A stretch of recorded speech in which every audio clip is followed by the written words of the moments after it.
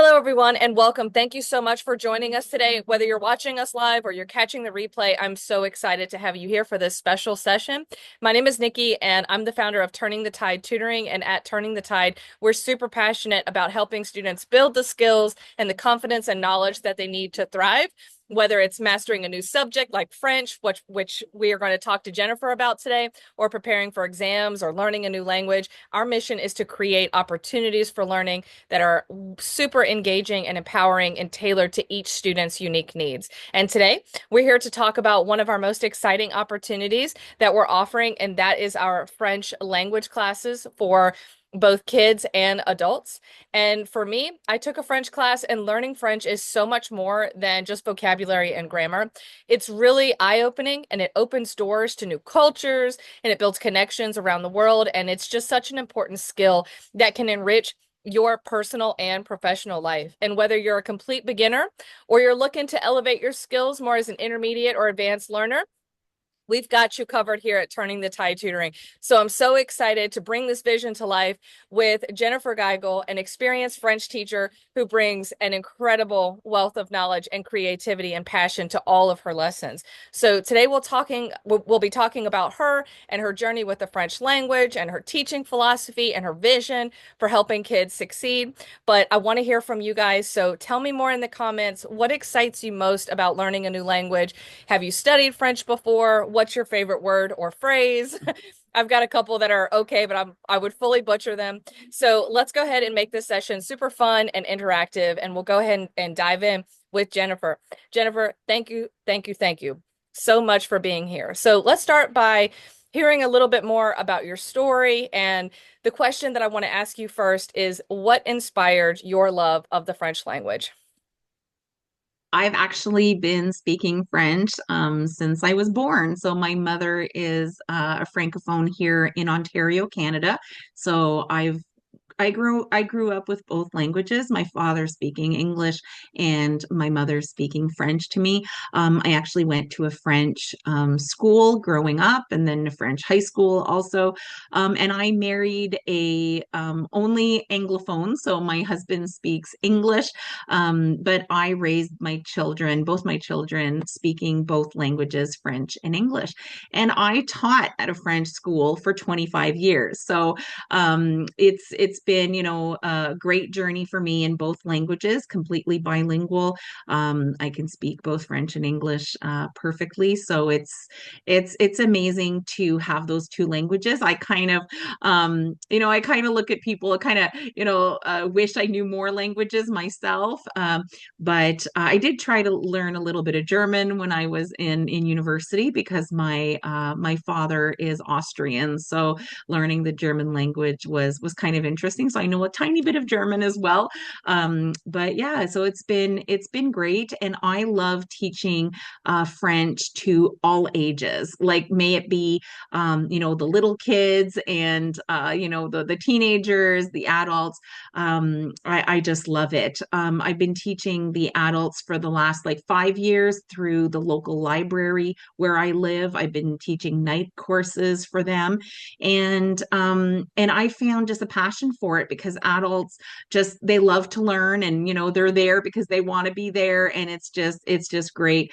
And I now for the last 2 years I've been also teaching for another school board, not the school board that I taught for 25 years, but a whole other school board, that they offered me a job teaching night classes as well for French as a second language. So that experience just made me want to do more. So I saw that you were offering some different tutoring and courses with Turning the Tide, and I said, hey, that'd be pretty cool to just to find just to find those different people from around the world. Because right now I am teaching mostly people from my area, so it's nice to to find people from other places as well. So it's quite exciting. That is absolutely amazing. What an amazing gift that was bestowed on you to speak two languages, not just one, but two languages perfectly. That is incredible. And I'm sure you are an amazing asset. Obviously, you are because the school board noticed you and the library noticed you and wanted to have you teach these classes. So if I was going to have someone teach me French, it would 100% be you. And I just think that's amazing. So, Miss Jennifer, could you share everybody, all my students, they would love to hear you speak about this. And it's about a memorable moment that you've had or a memorable experience that you've had while speaking the French language in a real world setting, and obviously this is almost like your mother tongue. So can you talk to us a little bit more about the real life scenarios that you've encountered while speaking French, the most memorable one, the first one maybe that comes to mind?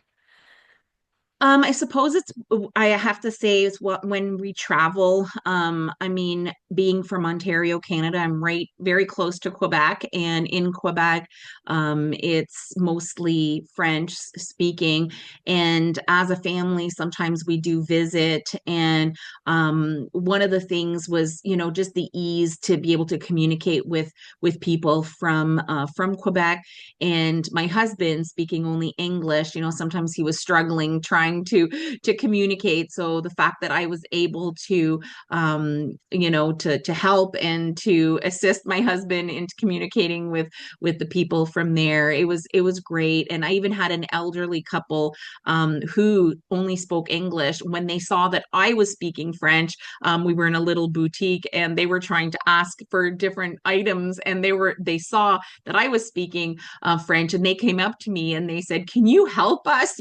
So I actually like acted as a translator for them to purchase a few actual Christmas items. We were like in a Christmas store, and they were looking for items, and the people at the store, the employees did not know how to speak English. So it was great to be able to help this older couple who were, struggling looking for different items.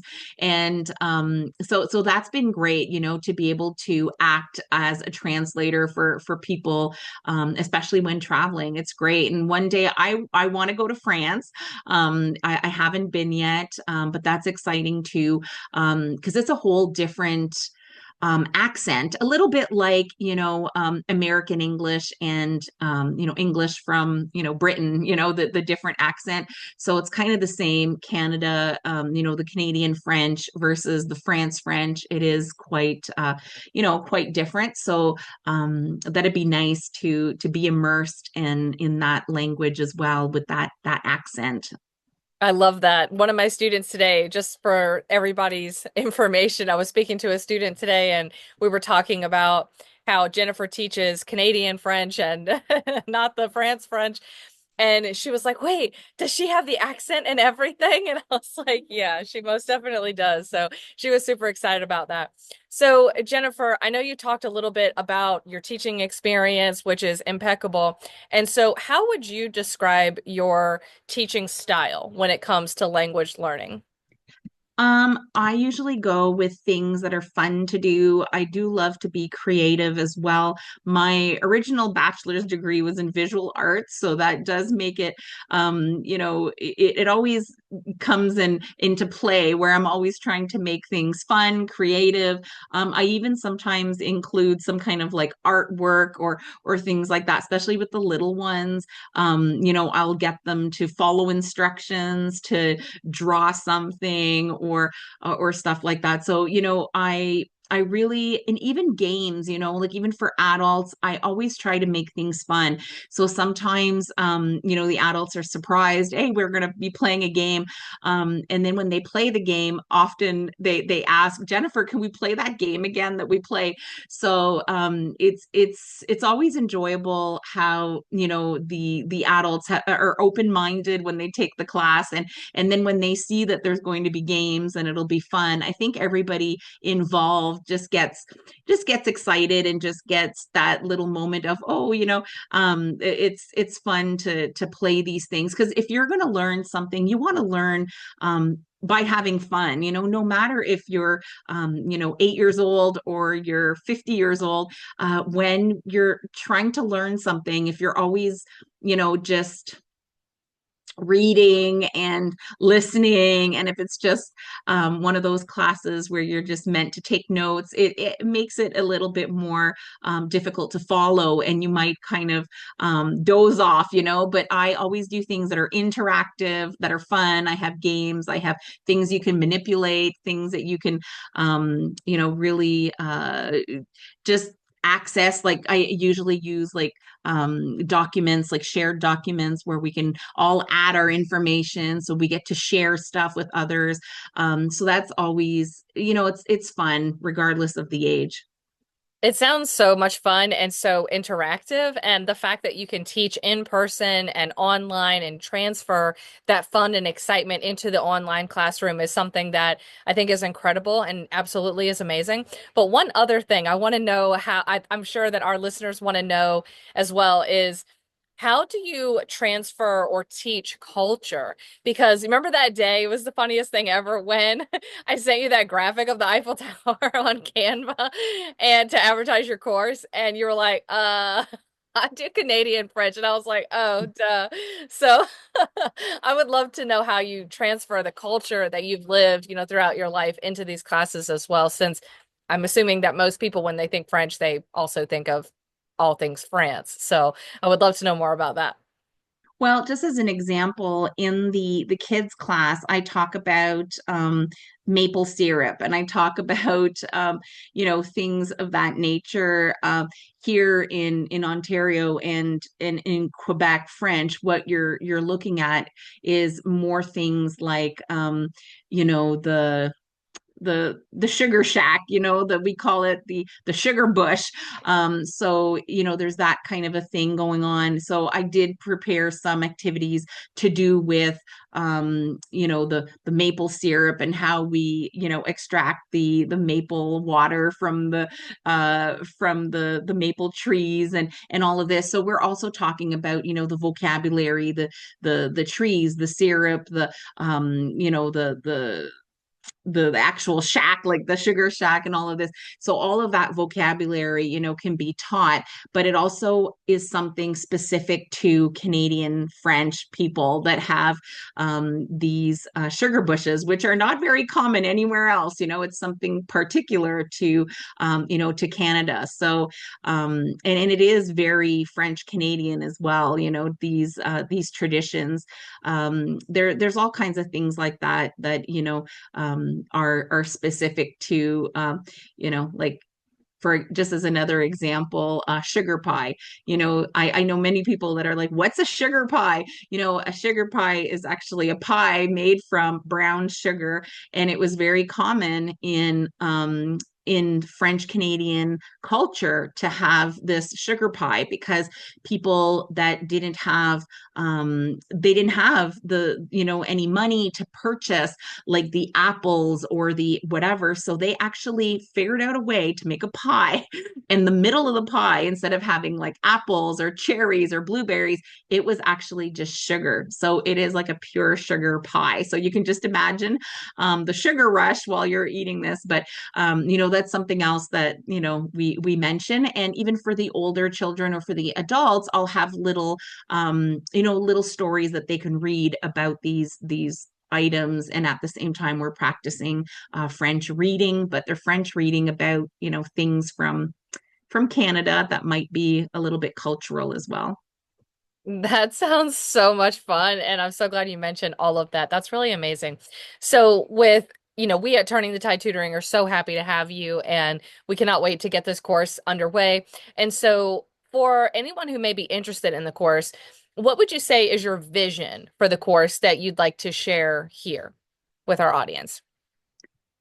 Well, like I said, my vision is to have people enjoy it, and I really think the number one, especially for adults, they might be looking for okay. I'm going to be going on a trip. I need to be able to order a drink. I need to be able to ask where the washrooms are. So I think that is really, it's important to have these specific questions that they can practice, and having group participation as well. Like in the classes, I love for everybody to have their cameras on, and participate in the class, because we do have that limited time, at every class. And I want everybody to have the opportunity to practice the speaking, because that's the most important part, is to practice, because the more you practice, the better that you'll get. So that's what I love about all of my classes. I make sure that everybody participates. I make sure that everybody is, getting their turn, and everybody has the opportunity to read, to practice reading, to practice speaking, and also having fun, and making sure that everybody is also, is everybody is respected. We're all there to learn, so we're not, no, there's never any judgment, about how we're speaking, about how we're pronouncing things. And I go about it. We correct the way that it's said. If it's not said properly, we correct it, we repeat it, and we continue. And so I think that's a great way to learn. And I always encourage people as well to, on their own, listen to, maybe some French podcasts, go follow some French, accounts on YouTube, things like that, just to get your ear kind of accustomed to that language that you're trying to learn. Watch some French television if you have access to it, or, maybe find some movies that are in French that you can listen to, or whatnot. There's all kinds of things, that you can do that to help as well. And that's also a part of the success, is to do some of the things that are recommended at home. Because we can't, necessarily be on for, 5 hours a day every day, because that's what you would basically need to be immersed. So because the classes are, let's say, an hour each a week, you kind of have to do things on your own as well. So I will recommend a bunch of different, YouTube channels, podcasts, movies, things that you can listen to, and even have some games. Like for the smaller kids, there's games, there's apps on your phone that you can download that are in French that are great for the little kids too. This is so inspirational. It just makes me want to immerse myself in the French language and culture even more, because I remember in college, for me personally, there was a teacher, a professor that I had, and I wish I had him all like the whole time. But he was such a beautiful French speaker and an amazing, incredible teacher. And he seamlessly incorporated aspects of elements of the culture in the class that just made it so much more fun and engaging. And I know that, like you said, correcting grammar, those kinds of things is a part of it. And I totally get that and resonate with that. But just the way that you and him teach, you remind me so much of that positive, very positive experience that I had in school. And so I hope to really bring that to a lot of people. And so the other question that I have is, what unique elements, and you've touched on this already, but what unique elements do you think that your French course has that was going to make it kind of stand out amongst other language programs? Because there are so many. There's lots of French opportunities to learn online and things like that. So what do you think makes yours a little bit different? Not necessarily like, oh, I'm better than everybody, I'm the best teacher in the whole wide world, not like that, but what makes it kind of stand out in your mind when you work with clients and the people who take your classes? Definitely, I think the hands-on approach where, I have a lot of things that, people can manipulate. I created so many games myself where I have like vocabulary words. I created some Guess Who games. The game Guess Who, where there's like different people. You have to ask, does the person have brown hair? Does the person have, well, I've created a bunch of them with different vocabulary words, like one for vegetables and fruits and one for animals. And we actually practice these, so it's fun, it's interactive. And the other thing is I'll adapt to the students as well. Like for example, if the students are really into something, maybe I have a class where the kids are super interested in I don't know, Pokemon or something, or regardless, they're interested in cars or in trains, or I will definitely, next class, once I start hearing what they're super interested in, I will try to incorporate those interests in the class. Even find a little text that they could read, or something that I could that I could incorporate that they would be super interested in because of that special interest. So it's always on my mind. The minute I hear the child say, oh, I have a dog, I love dogs, I'll be like, dogs, great. Let's have a let's talk about dogs next time, and I'll either create a game or find something that would have to do with that special interest. So that's how I am maybe a little bit different, where some people might have something set in stone. This is what I'm teaching from day one, day two, day three. I might have this is what I'm teaching day one, but then day two will be maybe a little bit different than what I predicted, because I might change that depending on what the participants are telling me, or if they're saying, oh, I wish we had more verbs, or whatever. I'll be like, okay, that's great, good to know, and I will change it. So I am very good at listening and adapting my plan and changing. I always have, like, this margin of, okay, I'm going to adapt it a little bit and change it up so that my students are more interested. That is amazing. I love the fact that you're so adaptable. And before, you had mentioned that you send a lot of resources because learning a language it should be an immersive experience. And with teaching someone an hour a day or an hour a week or whatever, that's just, it's a great start. It definitely is going to get you somewhere, but it's important to pursue additional opportunities to learn and read and listen. Like you said, train that ear for for listening comprehension and speaking and all those kinds of things. So for you, if you had to recommend, actually, let me just ask it more personal to you. What is your go-to French movie, French book, or song that you kind of just go to when you're trying to recommend something to students? Well, the number one thing I would recommend is a website that has all these little books, these little French books, and it's called Boukili. So Boukili, Boukili. And these little books, yes, they're more geared to children, but I've had adults use them as well. So they're little books, all leveled, level one, all the way to, I think, level 15. And so what's great about them is that they're very simple. And there's a little button that you can press that will actually read the book to you. Oh, that's amazing. And they're all illustrated, and some of them only have like one sentence. Like, if you start at the beginning at level 1 and 2, there's only maybe one sentence per page, and you can listen to it. So I love that for the students, because they can press on the button, listen to it, and then repeat it. Right. So, and they can do that over and over again. And when they get to the end of the book, there's little questions. There's 3 comprehension questions for each book. And I think as it goes, the higher up levels do have a few more questions, but it's like there's little comprehension questions. What color was the tree, or whatever. Very, very simple with multiple choice. The student must press the answer, and then it'll tell you. It is the best resource, and I have given this to so many parents and teachers, and all of my students, regardless if they're 8 years old, or they're 55 years old. I've been giving them this resource, and they just love it because you can go at your own speed. The little questions are great, and what's really fun for kids is that the little character, you get like assigned this little raccoon character, and you get to dress him.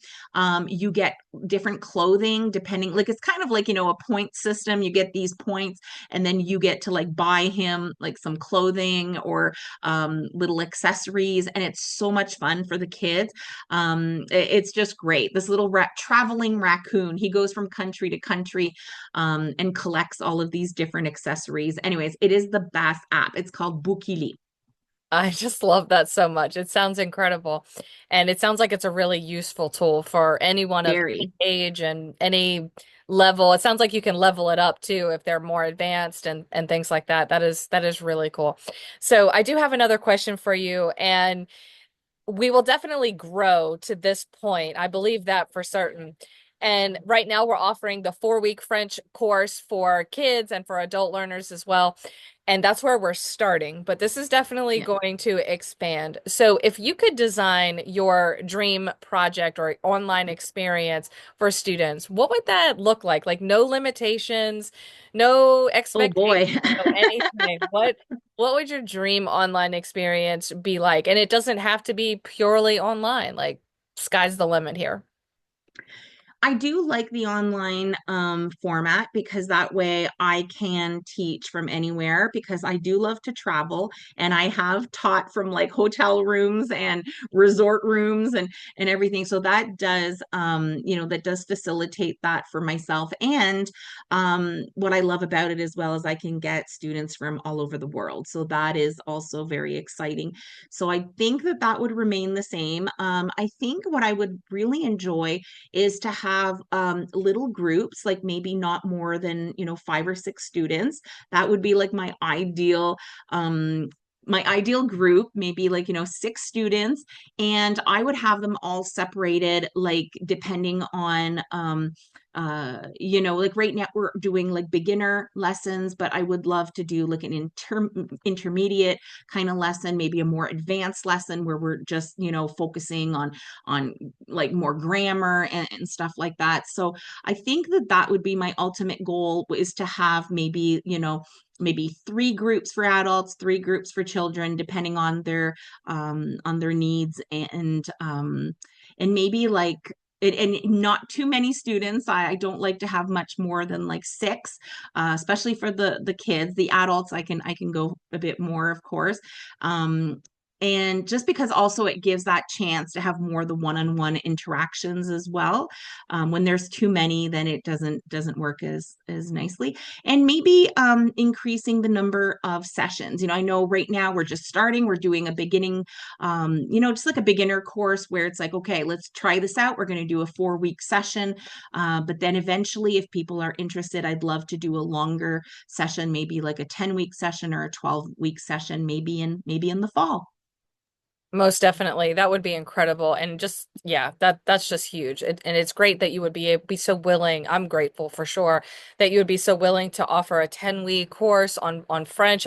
Heck, I might even take it myself because I think it's just amazing, an amazing opportunity to be able to learn French and speak to people. And the language is so beautiful. Like, I'm a Spanish teacher and have learned Spanish, my whole life, and it's not my native tongue, but I've grown up just loving Spanish, but there's always been a part of me that's like very French. And I think that's because of my mom's DNA. My mom is part French and all these other things. I think it just kind of like passed down through the genes, but I've just never really had, how life is. You Yeah. sometimes never have that opportunity to like none of us unfortunately have the opportunity to pursue all of our passions because we have to work, we've got to do these things. And so we never get to pursue all our passions, but French is one of those things that I personally don't want to let slip by the wayside. I don't want to like go another however many years and not, be able to have a conversation in French. So that would just make my heart so happy. I cannot even tell you. So Miss Jennifer, before I have to go, I have to take advantage of the fact that I have you here with me just for a few more minutes.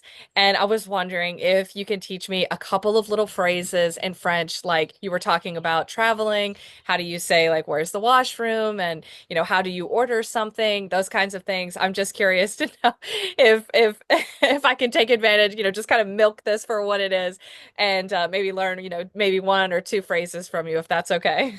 Absolutely. So let's start with something important. Where are the washrooms? Now, this is something interesting because of course sometimes we use the word washroom, sometimes some people use the word bathroom, some people use the word restroom. So in French it's kind of similar, but what we want to do when we're traveling, you want to be very specific, so we're going to call them toilets. So we're going to say où. So in French the word where, so you have to start with your question word here. So the where is où. So you're going to say où. And right away, you're going to go into the verb. So here is the verb to be. So you're just going to ask, where are the toilets? So, où sont les toilettes?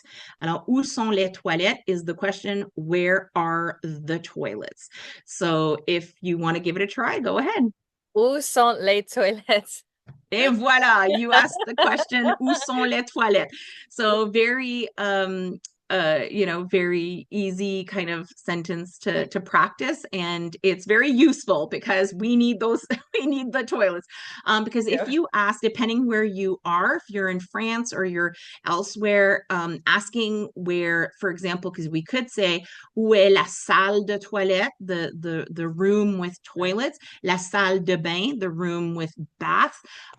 It might be confusing to some, especially if you ask for the bathroom, which is la salle de bain, because if there's no bathtub, it might be confusing.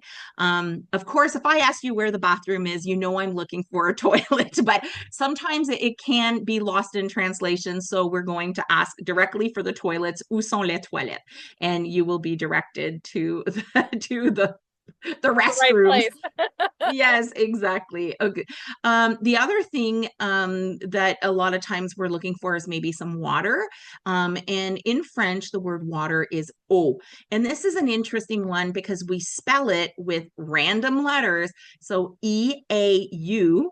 Um, make the sound o in French. So there's many ways that we can make the sound o in French. You can do AU, you could go EAU. So, and you can just do O. But so in this case, it's going to be we called it the long O. And in, like for the little kids, we'll call it the O jumbo. So it is the biggest O that we can get. So the EAU that makes the sound O. So if you would like some water, you could ask, for example, est-ce que je peux avoir de l'eau? So can I have some water? So est-ce que, and It's then is like, can I? it's secure. Est-ce que je peux? I, I, I, I can. So est-ce que je peux avoir de l'eau? So it's long. But if you wanted to say it really short, you can just say de l'eau, s'il vous plaît, which means water, please. So that's the little tricks that I give people too, because if you wanted to really write it down, est-ce que je peux avoir de l'eau, s'il vous plaît? It's really long. Now that's like saying, may I have some water, please? But you can also kind of say water, please, and people will know what you're talking about. So you can just say de l'eau, s'il vous plaît.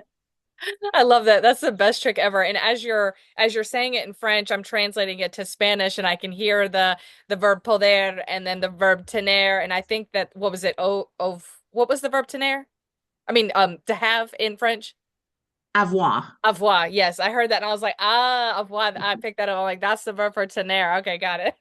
So I love that. That is amazing. And your teaching is incredible. Just to say that I could learn that much and so much cultural immersion just in your explanations of those things. It really is powerful and is such an effective way to teach. I can see firsthand now why you're in such high demand for your French courses. It's incredible. So I can't wait. We're going to close out this interview. We're so lucky to have Jennifer, but she's got a very limited amount of time. She's teaching the world here about French culture, or not well, Canadian French culture and all the beautiful things of the language. So we want her to be able to do that and continue her life's journey and her work. So thank you so much, Jennifer, for being here with me today. I'm so grateful and hats off to you for what you do. Well, thanks for having me. It was amazing. Yes, thank you so much.